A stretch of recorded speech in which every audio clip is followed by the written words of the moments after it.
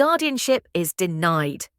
The judge's gavel slammed against the bench, and in that moment, Marilyn Carter's world shifted forever. Just weeks earlier, her own son and daughter-in-law had looked her in the eye and tried to strip her of everything: her home, her freedom, even her dignity. They had humiliated her at their secret wedding, threatened her with lawyers, and whispered that she was too old, too confused to manage her own life. But Marilyn wasn't the fragile woman they imagined. She had evidence, she had courage, and she had a fire burning inside her that no one could extinguish. What followed was a battle of lies, betrayal, and shocking courtroom twists that would leave even the judge stunned. Stay with me, because this isn't just a story about money, it's about a mother's fight for her freedom and the one decision that changed everything. Marilyn Carter had imagined her son's wedding day 1,000 times. She pictured herself smiling in a soft blue dress, Daniel walking proudly down the aisle, his bride Melissa radiant in white. She dreamed of family photos where she would finally feel included, cherished, and respected. But nothing could have prepared her for the humiliation that struck like lightning in front of more than 100 wedding guests. It happened in the grand chandelier-lit hall of the Riverside Grand Ballroom in Chicago. Marilyn had been standing quietly by the edge of the reception, watching the laughter and champagne toasts when Melissa, her new daughter-in-law, swept up to her with eyes sharp as glass. The music dulled, or maybe Marilyn's pulse was just pounding so loudly that the world blurred around her. "Give me your apartment keys," Melissa hissed, her smile frozen for the watching crowd. Marilyn blinked in shock. "Excuse me," Melissa leaned closer, voice dripping with contempt. "That condo of yours, you don't need that much space. Daniel and I deserve it. You should be downsizing maybe into Silver Pines. Everyone says it's a nice retirement home." Before Marilyn could process the cruelty of the words, Melissa's hand shot across her face. The crack of the slap echoed like gunfire. Gasps erupted across the ballroom. Marilyn staggered, one hand pressed to her cheek, her vision swimming. For a few long, unbearable seconds, no one moved. And then the whispers began. Guests shifted uncomfortably, pretending to sip their drinks, their eyes darting away from the scandal playing out under the chandeliers.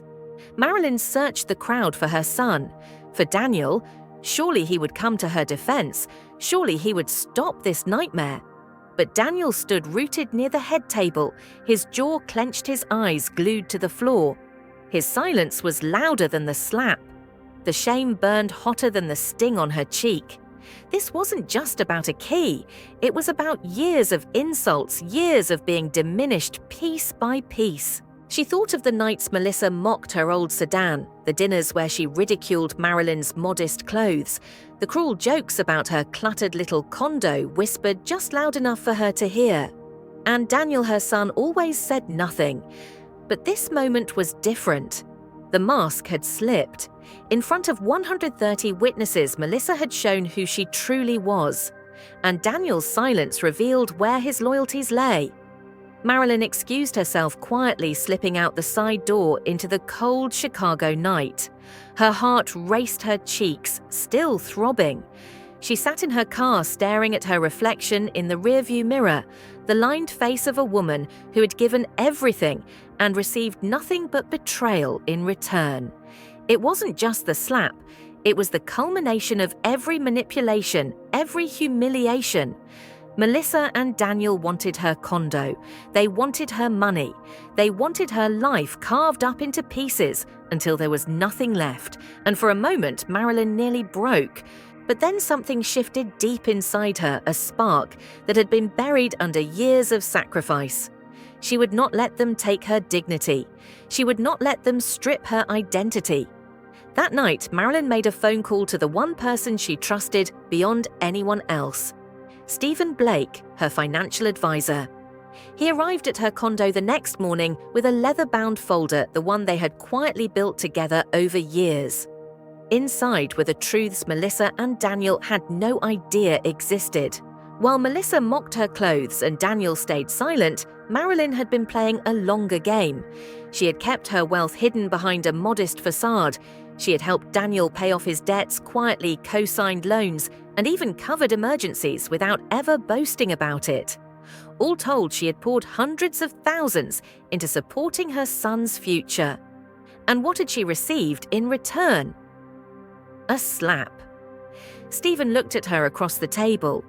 Marilyn, they think you're vulnerable, but you're not. You've got more power than you realize. The question is, are you ready to use it? Marilyn's fingers brushed the bruise on her cheek. For years, she had been afraid of conflict, afraid of losing Daniel's love. But maybe what she thought was love was nothing more than dependence, and maybe it was time to show them exactly who she really was. She closed the folder and met Stephen's eyes. I'm ready. That night, Marilyn barely slept. Her heart raced with both fear and anticipation. She imagined Melissa's smug smile when she talked about the condo. She imagined Daniel's hollow silence. And she imagined the moment when they would finally realize that she was not a pawn in their game. The bruise on her cheek would fade, but the fire inside her chest was only just beginning to burn. Because this wasn't the end of her humiliation. It was the beginning of her fight. Thanks for watching. Sorry for the interruption, but we hope you will help us improve our content in the future. Do you think Marilyn was right to finally stand up and prepare to fight back after being humiliated at her own son's wedding? Would you agree that Melissa's slap was the breaking point, or do you think Marilyn should have cut them off much earlier? Type agree if you think Marilyn is right to fight back, or disagree if you believe she should still try to forgive. The slap at the wedding should have been the end of it, but instead it was only the beginning. 2 weeks later, Marilyn was sitting at her kitchen table when the knock came. At first, she thought it was her neighbor, but when she opened the door, there stood Daniel and Melissa dressed neatly, their smiles stretched too tight, hiding something sharp underneath. Mom, Daniel said, his voice rehearsed. We've been talking. Melissa and I think it's time you let us help you. That condo, it's too much for you to handle alone. You'd be safer in a community where you have support, you know. Silver Pines, the retirement facility Melissa had mentioned at the wedding. Marilyn felt her stomach twist. This wasn't about her safety, it was about control. Melissa stepped forward, her perfume flooding the doorway. We already talked to a lawyer, she said sweetly, and he agrees that with your age it might be wise to transfer the deed. Daniel would manage the property in your name. You wouldn't have to worry about bills anymore. Marilyn's hands trembled, but her voice came out steady. You went to a lawyer about my home. Melissa's smile slipped, and the venom underneath showed. We're just looking out for you. You've been making rash decisions, giving money away to people who don't deserve it, spending on nonsense instead of your family. If you don't agree, we may have to petition for guardianship. Guardianship. The word hit her like ice water down her spine. Her own son threatening to strip her of her independence. But Marilyn wasn't the same woman who had stood frozen at that wedding. She straightened, her shoulders, fire rising in her chest. If you ever step foot in my house again without permission, I'll call the police. Now get out. Daniel's jaw dropped. Melissa's face hardened, but neither moved. Finally, Melissa hissed, "You'll regret this." Then she pulled Daniel by the arm and they stormed off. That night, Marilyn sat staring at the walls of her condo, her mind racing. They wanted her home, they wanted her bank accounts, and they were willing to drag her through court to get it. But Marilyn had something they didn't know. Stephen, her financial advisor, had already prepared a strategy. He had told her this kind of manipulation had a name: elder financial abuse. It was a crime. And now, with their threats, Melissa and Daniel had crossed the line. The next morning, Marilyn drove downtown to Stephen's office. Together, they drafted new documents: a living will, updated power of attorney, fresh locks ordered for her condo, and most importantly, a protective legal plan to ensure that if Daniel and Melissa tried to challenge her, they would face a wall of evidence. But the wall wasn't only in the courtroom, it was at her front door. 2 nights later, Marilyn woke to the sound of voices. Peering through the blinds, she saw Daniel's car parked outside. He was pacing Melissa in the passenger seat, her face glowing from her phone screen. They sat there for nearly an hour watching the condo like predators circling prey. Marilyn's hands shook as she dialed Stephen, then the police. By the time officers arrived, Daniel and Melissa were gone, but the message was clear. They were testing her, pushing her, trying to make her crack. Instead, it made her stronger. The following Sunday, Marilyn did something she hadn't done in years. She walked into her local church.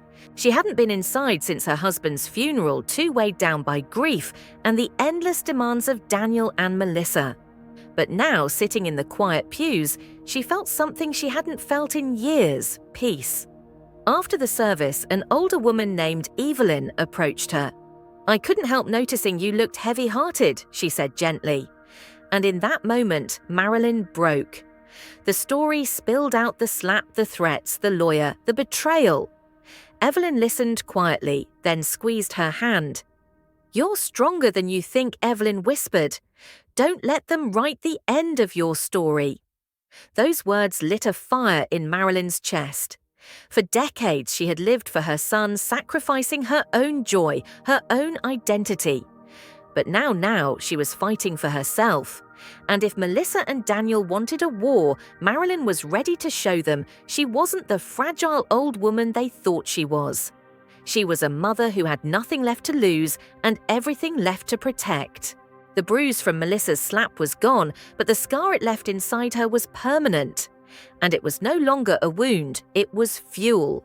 Because Marilyn Carter had finally reached her breaking point, and breaking was only the beginning of her strength. Do you think Daniel truly believes he's protecting his mom, or is he completely blinded by Melissa's influence? Would you have called the police right away in Marilyn's situation, or tried to handle it quietly like she did? Do you believe Melissa's threat of guardianship will actually succeed, or will it backfire and expose her true intentions? The following weeks felt like walking on glass. Marilyn changed the locks on her condo set-up cameras at Stephen's advice and carried a small notebook everywhere she went, recording dates and times of every strange phone call, every car parked too long near her building, every unwanted knock at her door. She had become her own investigator, building a case against her own son and his wife. And then it happened. A thick envelope arrived by certified mail. Inside were court papers. Daniel and Melissa had filed a petition for guardianship, claiming Marilyn was mentally declining, financially irresponsible, and vulnerable to manipulation. The words cut deeper than any knife. She sat on her sofa staring at the documents, the betrayal now written in legal ink. For a moment, she almost broke, almost picked up the phone to beg Daniel to stop. But then she remembered Evelyn's words, "Don't let them write the end of your story." Marilyn wiped her tears and called Stephen, who immediately connected her with a trusted attorney who specialized in elder rights. When the court date finally arrived, Marilyn walked into the courtroom in a navy suit her late husband once adored on her. Her chin was high, her steps steady, but inside her chest her heart thundered. Across the room, Daniel avoided her gaze, his face pale, while Melissa clung to his arm like a shadow, her lips curled in that same smile that had once charmed her, but now revealed nothing but greed. Their lawyer began with a polished speech about protecting an aging parent and ensuring her safety. He painted Marilyn as confused, unstable, and reckless with money. But as he spoke, Marilyn realized something powerful.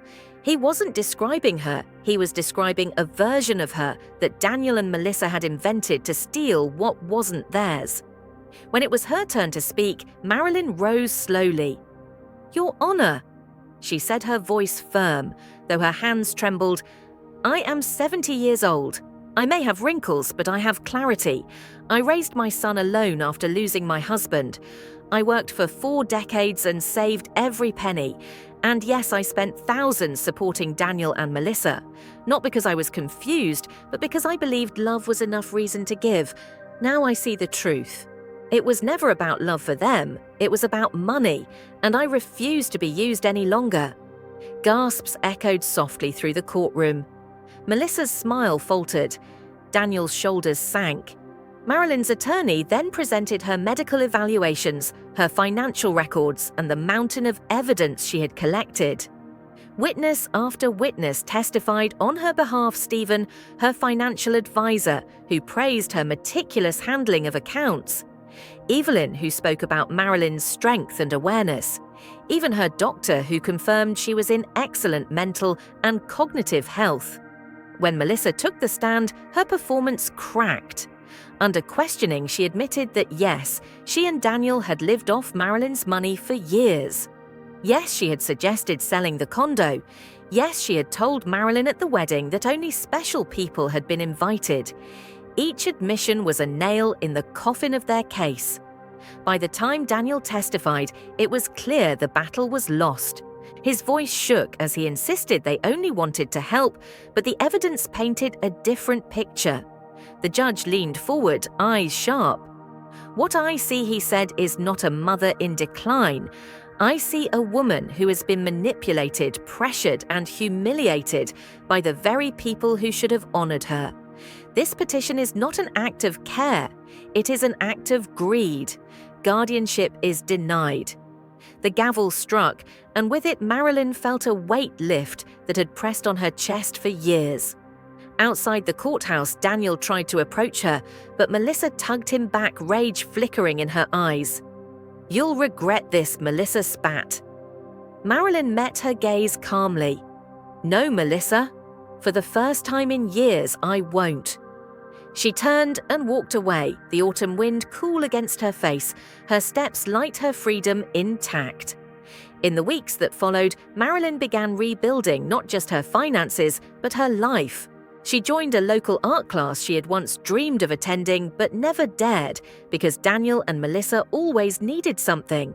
She took long walks along Lake Michigan, stopping to sit on benches and watch the water sparkle, something she hadn't allowed herself to enjoy in years.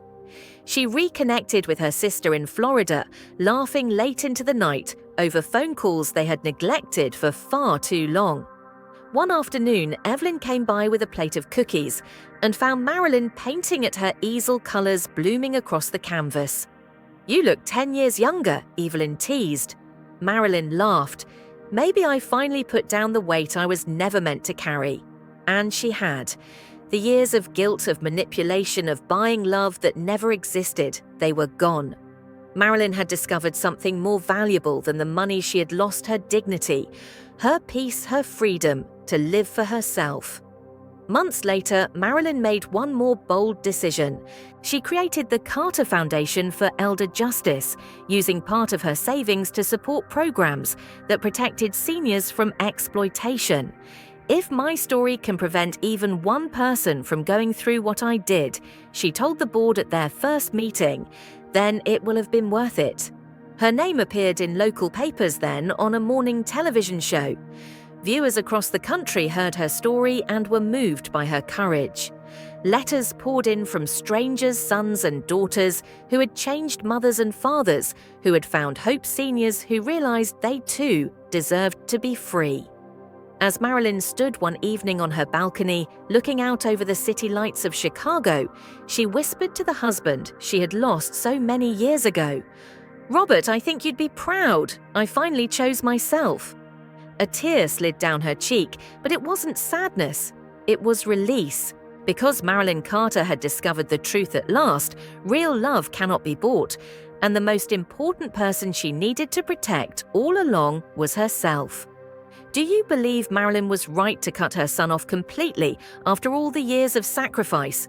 Do you think Daniel will ever realize the depth of his betrayal? Or has Melissa's influence already cost him his mother forever? What would you have done if you were in Marilyn's shoes? Stand your ground or forgive and give them another chance? If you felt moved by Marilyn's story, drop a 100 in the comments, tell us what country you're watching from, and share this video so more people can hear her powerful journey.